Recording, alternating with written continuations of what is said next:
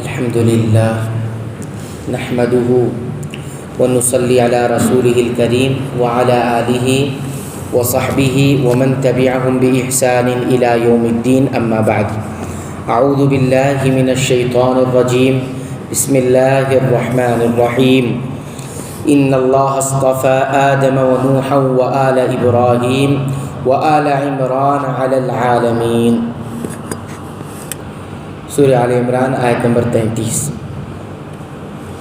بے شک اللہ تعالیٰ نے تمام جہان کے لوگوں میں سے آدم کو اور نوح کو ابراہیم علیہ السلام کے خاندان اور عمران کے خاندان کو منتخب فرمایا۔ نبیوں میں انبیاء کے خاندانوں میں دو عمران ہوئے ہیں، ایک حضرت موسیٰ اور ہارون کے والد اور دوسرے حضرت مریم کے والد۔ اس آیت میں اکثر مفسرین کے نزدیک یہی دوسرے عمران مراد ہے، اور اس خاندان کو بلند درجہ حضرت مریم اور ان کے بیٹے حضرت عیسیٰ کی وجہ سے حاصل ہوا، اور حضرت مریم علیہ السلام کی والدہ کا نام مفسرین نے حنہ بنت فاقود لکھا ہے۔ اس آیت میں اللہ تبارک و تعالیٰ نے آل عمران کے علاوہ مزید 3 خاندانوں کا تذکرہ فرمایا ہے، جن کو اللہ تعالیٰ نے اپنے وقت میں جہانوں پر فضیلت عطا فرمائی۔ ان میں سے پہلے حضرت آدم ہیں، جنہیں اللہ نے اپنے ہاتھ سے بنایا اور اس میں اپنی طرف سے روح پھونکی۔ دوسرے حضرت نوح علیہ السلام ہیں، انہیں اس وقت کا رسول بنا کر بھیجا گیا جب لوگوں نے اللہ کو چھوڑ کر بتوں کو معبود بنا لیا۔ انہیں لمبی عمر عطا کی گئی، انہوں نے اپنی قوم کو 950 سال تبلیغ کی، لیکن چند افراد کے سوا کوئی آپ پر ایمان نہیں لایا۔ بالآخر آپ کی بد دعا سے اہل ایمان کے سوا دوسرے تمام لوگوں کو غرق کر دیا گیا۔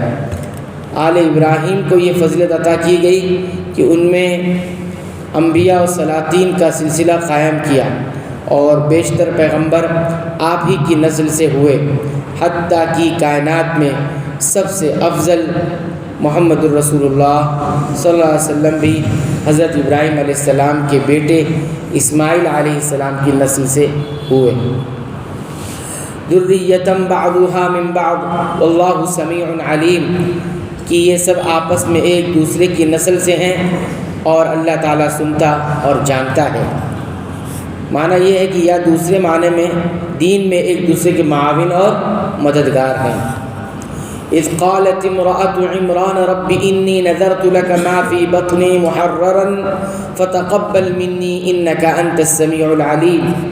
جب عمران کی بیوی نے کہا کہ اے میرے رب، میرے پیٹ میں جو کچھ ہے اسے میں نے تیرے نام آزاد کرنے کی نذر مانی، تو میری طرف سے قبول فرما، یقیناً تو خوب سننے والا اور پوری طرح جاننے والا ہے۔ محررن کا مطلب تیرے نام آزاد کا، کہ تیری عبادت گاہ کی خدمت کے لیے وقف ہے۔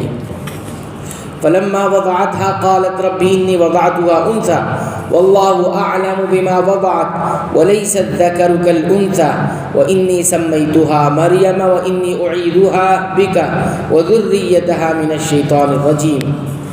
جب بچی کو جنا تو کہنے لگی اے پروردگار، مجھے تو لڑکی ہوئی ہے۔ اللہ تعالیٰ کو خوب معلوم ہے کہ کیا اولاد ہوئی ہے، اور لڑکا لڑکی جیسا نہیں۔ میں نے اس کا نام مریم رکھا، میں اسے اور اس کی اولاد کو شیطان مردود سے تیری پناہ میں دیتی ہوں۔ اس جملے میں حسرت کا اظہار بھی ہے اور عذر کا بھی۔ حسرت اس طرح کی میری امید کے برعکس لڑکی ہوئی ہے، اور عذر اس طرح کی نظر سے مقصود تو تیری رضا کے لیے ایک خدمت گار وقف کرنا تھا، اور یہ کام ایک مرد ہی زیادہ بہتر طریقے سے ادا کر سکتا تھا۔ اب جو کچھ بھی ہے تو اسے جانتا ہے۔ حافظ ابن کثیر رحمہ اللہ نے اس سے اور حدیث نبوی سے اصلاح کرتے ہوئے لکھا ہے کہ بچے کا نام ولادت کے پہلے روز رکھنا چاہیے، اور 7ویں دن نام رکھنے والی حدیث کو ضعیف قرار دیا ہے۔ لیکن حافظ ابن القیم رحمۃ اللہ علیہ نے تمام احادیث پر بحث کر کے آخر میں لکھا ہے کہ پہلے روز، تیسرے روز یا 7ویں روز نام رکھا جا سکتا ہے، اس مسئلے میں گنجائش ہے۔ اللہ تعالیٰ نے یہ دعا قبول فرمائی۔ چنانچہ حدیث صحیح میں ہے کہ جو بچہ بھی پیدا ہوتا ہے تو شیطان اس کو مس کرتا ہے، یعنی چھوتا ہے، جس سے وہ چیختا ہے، لیکن اللہ تعالیٰ نے اس مس کو، اس چھونے کو شیطان سے حضرت مریم علیہ السلام کو اور ان کے بیٹے حضرت عیسیٰ علیہ السلام کو محفوظ رکھا ہے۔ اللہ تعالیٰ سے دعا ہے رب العالمین تو ہمیں قرآن حکیم کی پابندی سے تلاوت کی توفیق عطا فرما، ساتھ ہی ساتھ اسے سمجھ کر غور کر کے پڑھنے کی بھی توفیق عطا فرما، اس کے مطابق عمل کی توفیق عطا فرما۔ اے اللہ تو ہماری مغفرت فرما دے، ہمارے والدین کی مغفرت فرما دے، تمام مسلمانوں مومنوں اہل توحید کی مغفرت فرما، آمین۔